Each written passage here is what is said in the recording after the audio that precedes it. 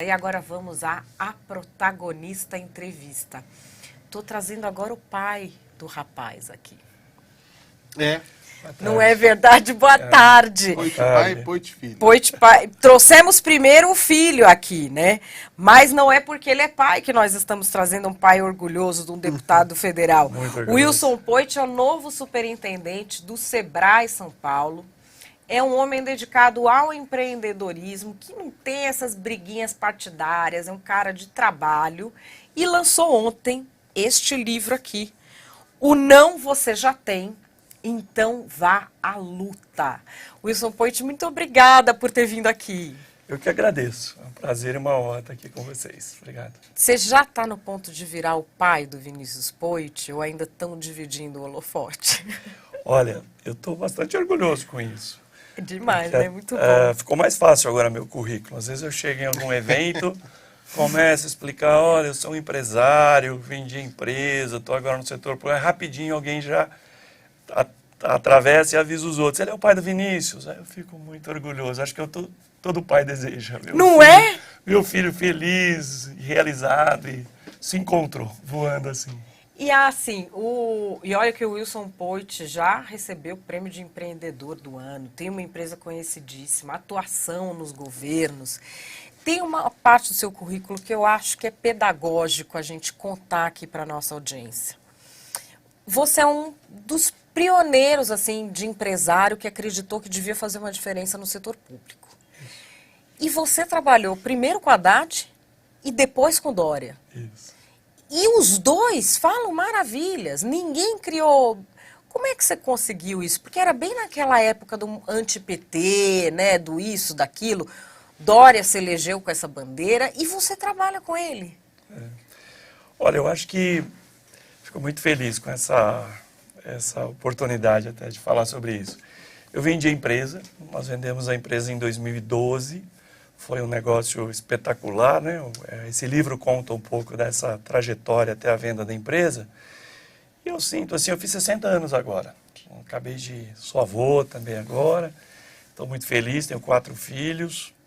E minha geração se sente um pouco culpada, sabe? A vida toda a gente não quis saber muito de política. Não vou sempre cuidando de buscar o lucro, buscar o EBITDA, deixar o acionista feliz, bater metas. E aí, depois que eu vendi a empresa, passado um ano mais ou menos, eu sou empreendedor em Endeavor, né, desde 2001. Aí o pessoal da Endeavor me disse, Wilson, o Haddad ganhou a eleição em São Paulo e estava, na época, procurando 2 secretários que nunca tivessem sido da política.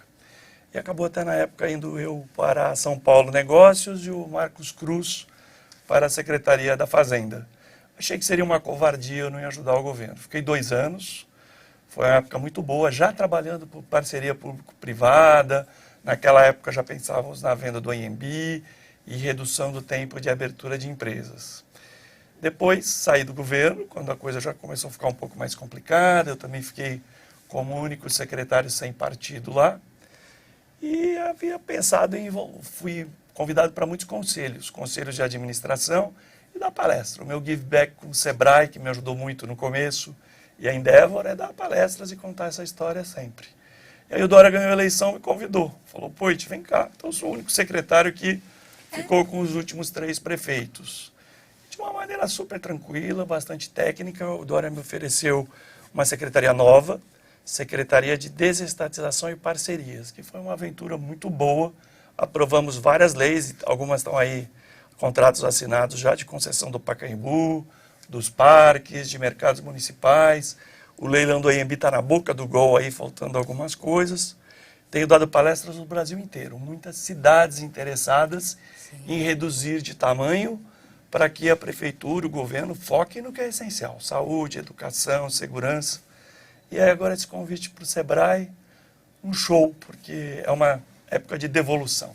E eu acho que todo empresário no Brasil, todas as pessoas, aliás, deviam pensar um pouco de participar, de ir à reunião de condomínio. Porque às vezes a gente mora num prédio a vida toda, reclama de tudo, mas nem vai à reunião de condomínio. É bem complicado o negócio e também tem gente muito boa lá. Bom, quero saber desse seu livro, O não você já tem, então vá à luta, quer dizer que você tomou muito tombo. Senão o nome não era esse. Senão o nome é fácil demais, aprenda comigo. Senão o nome é aqueles assim, aprenda como empreender, Isso, não sei 10 o quê. passos pra- Aí você vai, qual que é a empresa do cara? É a empresa que fez o livro, Isso, só. Não, é verdade. Verdade. Agora, quando vem umas coisas assim, já avisando, você vai quebrar a cara, é alguém que já quebrou a cara. Várias vezes. Como que foi a sua história como empreendedor? Olha, eu fico muito feliz, porque algumas pessoas já estão lendo o livro e me escrevendo. Estou recebendo vários que feedbacks. É uma história de superação, de várias tentativas e de perseverança, né? Então eu conto aí, uma das definições que eu tenho recebido para o livro é assim, uma biografia sincera, com dicas boas para quem está pensando em montar negócio. Uma coisa importante é que a minha vontade de empreender, de ter um negócio próprio, começou quando eu nasci no sítio, numa infância muito simples, em Oswaldo Cruz, e depois mudei para uma pequena cidade chamada Rinópolis, com 11 anos de idade. E no meu tempo, criança dessa idade se virava, trabalhava. Meu pai e minha mãe nunca diziam assim, é impossível comprar essa bicicleta que você quer, essa roupa. Mas eles diziam assim, como é que você vai fazer para ganhar o dinheiro? E eu fui vender sorvete, fui consertar fogão a gás, entregava botijões de gás nas casas. E o gostinho de ganhar dinheiro, de empreender nessa idade da adolescência, ele vai na veia. E eu sempre pensei que eu ia fazer faculdade e ia ter meu negócio, que não ia viver procurando emprego, mas sim gerando emprego. Eu acho que está faltando, inclusive, para os jovens de hoje. E é uma das metas, um dos eixos que o Sebrae vai seguir agora muito forte, de educação empreendedora no ensino médio e nas faculdades. Sim. Para que eu acho que quem vai gerar os empregos que o Brasil tanto está precisando são micro e pequenos empreendedores. Já são, né? Já saiu uma pesquisa recente. E todo esse monte de gente aí que não arruma emprego está criando o próprio emprego, tem vontade de abrir o negócio. E acho que eu estou numa fase de retribuição, e como quem já pôs a mão na massa. E eu tentei 5 vezes. É importante dizer que eu pedi demissão aos 26 anos de uma multinacional, onde eu tinha um bom trabalho. Uau. Imagina como foi difícil. Mas já tinha família formada? O Vinícius Putz. estava para nascer. O que falaram para você? Tava para nascer, olha. Olha, uma das frases que se fala e que vão falar para você também, que está pensando em abrir um negócio, é que você é louco, né? E a gente tem uma frase no Sebrae que a gente gosta muito, é que a diferença de um louco e de um empreendedor é que o empreendedor convence os outros da sua loucura. Porque assim, às vezes fica faltando um pouquinho e tem gente que fica tentando aí várias vezes. Eu sou aquilo que, hoje eu sei isso, né? Na época a gente vai tentando, que se chama de empreendedor em série.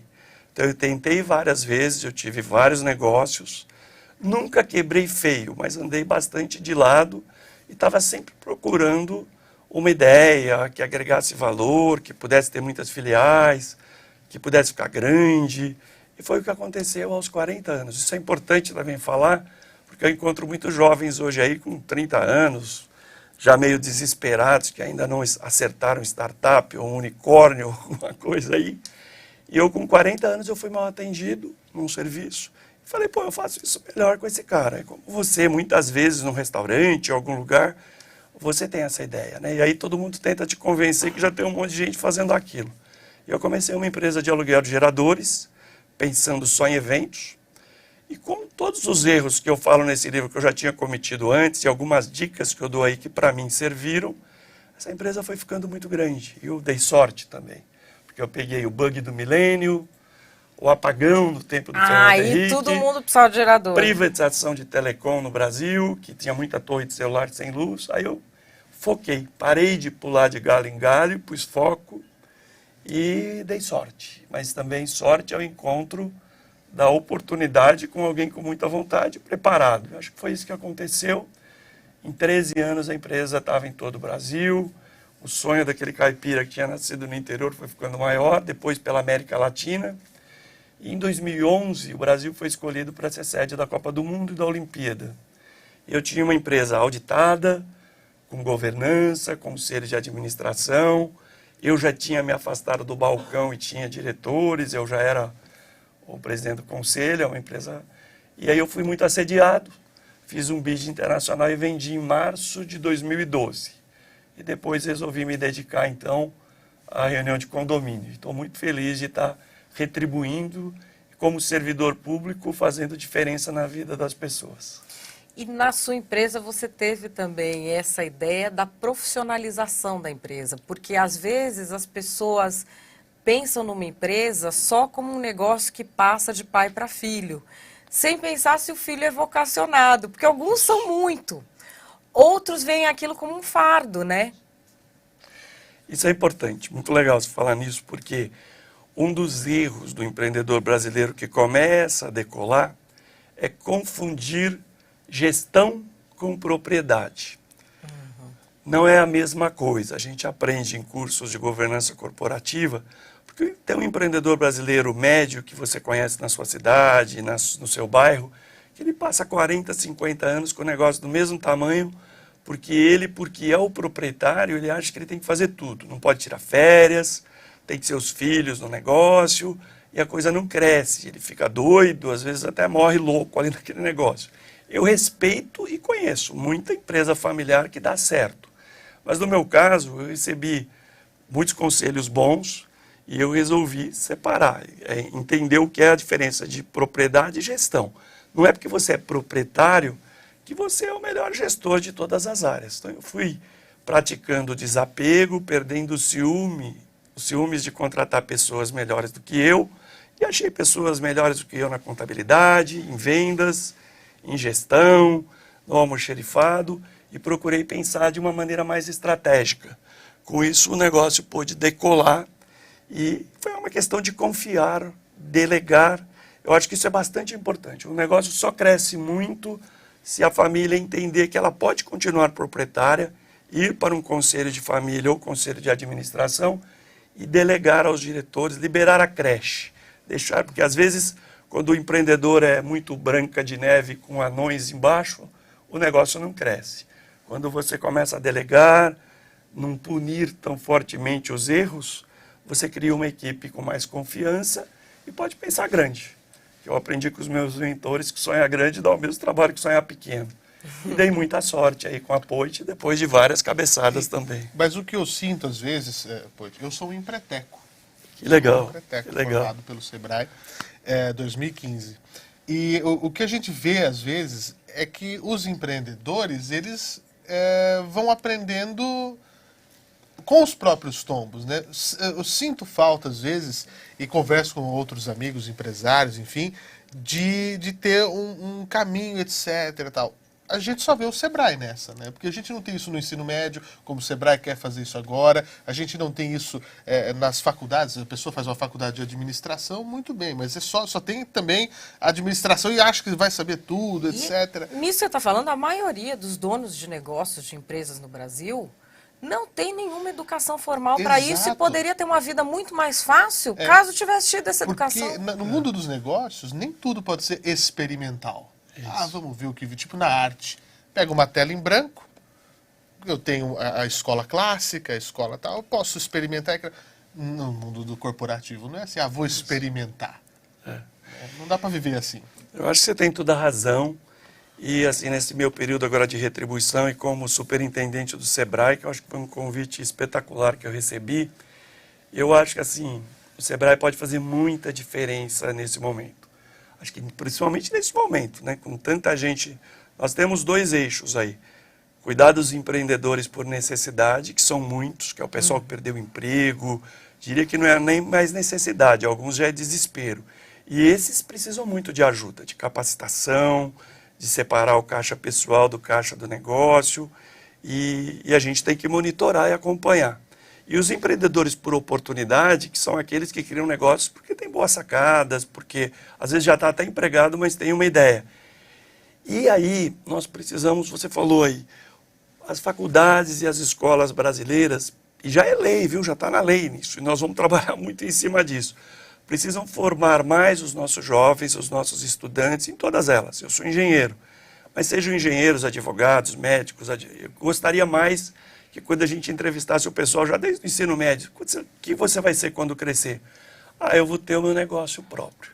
Nós precisamos de mais gente se formando pensando em criar empregos e não só procurar empregos, com todo respeito aos executivos, aos bons profissionais. Mas eu acho que a saída do Brasil está nos pequenos, micro e pequenos negócios bem assistidos, né? Eu tive sorte de encontrar o Sebrae lá no começo e como você é empreteco, eu tenho vários gerentes de filiais. Nós usamos e abusamos de vários cursos, sabe?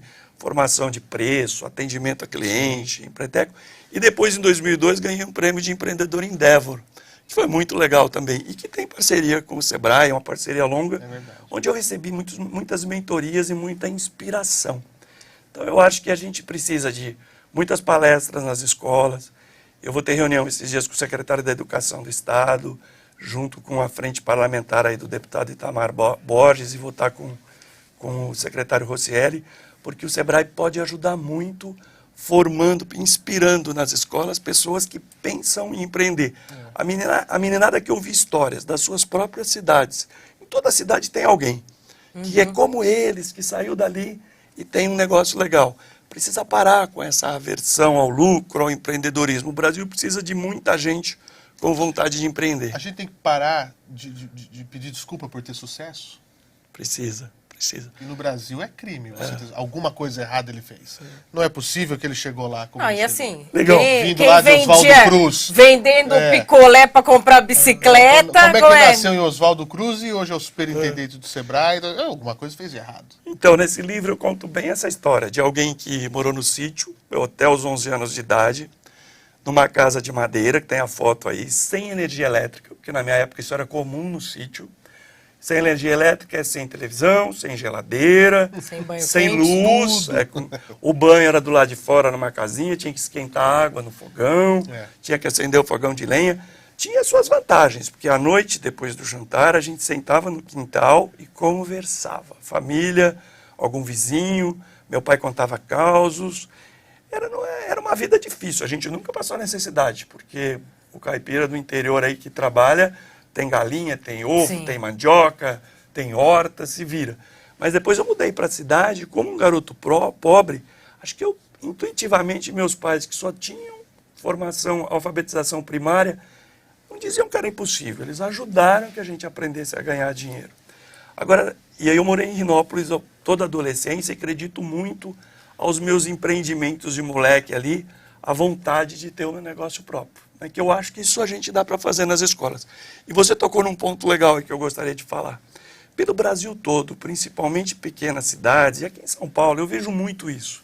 Às vezes, quando um cara começa a se destacar, seja da turma da faculdade, seja da turma lá do boteco, ou do almoço de domingo, normalmente no interior, assim, o pessoal começa a procurar um motivo, uma desculpa, sabe? E às vezes uma até comum é assim, esse cara não pode estar crescendo desse jeito, fazendo certo. Algum atalho deve ter aí. Eu sou sempre pra sair com alguém. Tá mexendo com alguma coisa errada. E às vezes mulher é sempre pra quem que ela... com quem que ela tá saindo? É o teste do sofá. É o teste do sofá. Não é? Eu já tô cobrando milhagem de tanto teste do sofá que me atribuíram. Ninguém me chama pra essas coisas. Pois é. Nem faculdade pelada, nem teste do sofá. Nem festa absurdo. Da Globo em Noronha. Nada disso me chama, mas atribuem. E sabe outra coisa que eu já ouvi? Já ouvi. Indicarem alguém assim e falar, olha, fulano tá indo bem demais, já abriu mais 2. Eu acho que aquilo ali não é só o negócio dele. Deve estar mexendo com droga, com alguma coisa. E aí eu respondo. Gente! Quando me falam de alguém assim, sabe que eu respondo na hora, eu já tenho a frase pronta. Olha, eu conheço ele. Está mexendo com droga sim. Uma droga que pouca gente aqui está afim, sabe? Que é levantar muito cedo, é tentar várias vezes, é ser perseverante, é pagar imposto, é tentar abrir empresa, é ficar do outro lado do balcão, é emitir uma duplicata, lidar com inadimplência.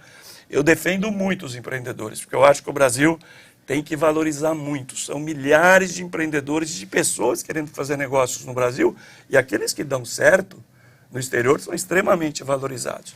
Sabe o que eu acho que vai ser uma boa medida aqui no Brasil? E o Sebrae vai ajudar muito nisso, o Brasil todo. Eu fico muito feliz, assim, de pensar. O dia que uma questão de vestibular ou de uma prova na escola for sobre empreendedores. data de nascimento, o que o cara fez, como é que foi, e não só sobre políticos, sobre, com todo respeito aos nossos mártires, a quem descobriu o Brasil, mas eu gostaria que a gente falasse mais, sabe, de vários grandes empreendedores brasileiros que fizeram empresas gigantes aqui, desde o tempo das ferrovias até grupos enormes que existem hoje. Eu queria que se estudasse mais isso nas escolas, que a gente pudesse ter mais acesso a isso. Inclusive, nós vamos ter agora, esse ano, uma grande exposição sobre empreendedores brasileiros, sabe? Aqui no Sebrae, ali no Palácio Campos Elíseos, um projeto do professor Jacques Markovic. A gente tem falado sobre isso, já está até programado. Eu acho isso muito legal. Eu acho que a gente tinha que ter um museu em São Paulo, por exemplo, de empreendedorismo, histórias, e que os jovens fossem lá e fizessem selfie com empreendedores que às vezes já não estão mais aqui, mas que pagam impostos, que geram muitos empregos. Esse sim. E eu acho que eu queria ver nos vestibulares, nas provas, nas escolas, isso sendo mais estudado. Porque aí a gente vai ter mais pequeno e médio empresário, e uma definição que eu aprendi há muito tempo, e foi com o professor Falcone lá atrás, mas depois fomos adaptando. O que é um bom empreendedor, um bom líder no Brasil? A gente sempre fazia assim na Poit Energia, né? A gente fala que é um cara que focado em resultado, em metas, que não fica só explicando por que não deu e procurando culpados, que gosta de trabalhar em equipe, em time, não aparece sozinho na foto e põe o time, que faz direito e sem atalhos, porque com atalhos a gente está vendo o que está acontecendo no Brasil. E eu conheço muito empreendedor que também fala, se for pagar todos os impostos e tudo que precisa, não compensa. Se não compensa mesmo, ou muda o seu produto ou cria um outro, porque tem que dar, e para muitos dá. Em quarto, o ótimo líder, além de bater metas, trabalhar em equipe, fazer direito e sem atalhos, ele está sempre formando sucessores, seja para o lugar dele, seja para as gerências, para as diretorias, para a empresa poder crescer bastante. Eu queria terminar te perguntando uma coisa que eu acho que é um desafio crônico do Brasil, que é a segunda geração. Eu já estive em eventos de trabalho com o seu filho. E assim, você veio de uma infância muito pobre e ele já teve uma infância já no momento bem mais privilegiado da vida da sua família. Só que assim, ele tem consciência disso. E eu tive uma situação com pessoas que vêm de favelas, que não têm educação formal, e ele respeita a opinião das pessoas e não é uma coisa hipócrita, como a que eu vejo de muita gente por aí, daquela crença de achar que porque eu tive uma educação eu sou melhor que o mendigo, sou melhor que não sei quem, porque a gente não é. É só a circunstância que é diferente. Mas eu vi isso na prática e vi ele conseguir viabilizar projetos exatamente porque ele ouvia. Como que você faz para passar isso para os filhos? O que você fez? Porque eu vi, é uma coisa que efetivamente ocorre e é um desafio para nós todos não superproteger os nossos filhos quando a gente vem do nada e consegue ter um pouco. Como que faz isso? Olha, é bem difícil, sabe? Hoje em dia é o grande problema dos pais, colocar o limite. Eu costumo brincar com o meu pai. Meu pai era bem durão, né? No livro, inclusive, eu conto bastante a história. Meu pai é meu ídolo, a régua estava sempre mais alta para ele, mas o meu pai, descendente de alemães, ele falava assim na linguagem caipira lá, sabe? Pai bom, filho ruim. Se o pai for ruim, filho bom, sabe? Mas eu acho que o segredo disso está no equilíbrio, sabe? O equilíbrio das coisas. E eu sou abençoado. Eu acho que tenho 4 filhos, né? Vinícius, Camila e Gabriela, que são gêmeas, e o João Pedro. E eu estou num período de muita felicidade com eles, todos muito inclinados para o impacto social, sabe, trabalhando no caso da Gabriela com ONG, Camila é médica, mas sempre mais preocupada com família, o João Pedro ainda tem 15 anos, mas a gente procura conversar muito. E eu fui buscar ajuda também, sabe? Ajuda na terapia, ajuda com cursos de sucessão familiar. E desde quando eu percebi que a Poit estava ficando muito grande, poderia ir para a bolsa ou ser vendida, no meu caso, e de novo, eu respeito os outros casos onde a família está no negócio, porque eu conheço, eu procurei dar uma educação mais de sócios, de gestores e não de ficar no dia a dia da empresa, sabe? Entendi. Vinícius foi para o conselho da empresa, ainda estava na GV, já participava da governança do negócio. Também contratei alguém para nos ajudar em em gestão de conselho de família. Sou bem preocupado com isso. E muito perto deles. Às vezes eu acho que eu estou exagerando um pouco, outras horas não, mas ver o sucesso que o Vinícius está fazendo, ver minhas meninas, o João Pedro, eu estou bastante feliz com isso. E acho que é um desafio muito grande hoje para os pais, sabe? Mas acho que isso é com bastante diálogo e praticar o equilíbrio. Porque o empreendedor, eu falo muito nesse livro, para terminar, que o sucesso está no equilíbrio na vida, sabe?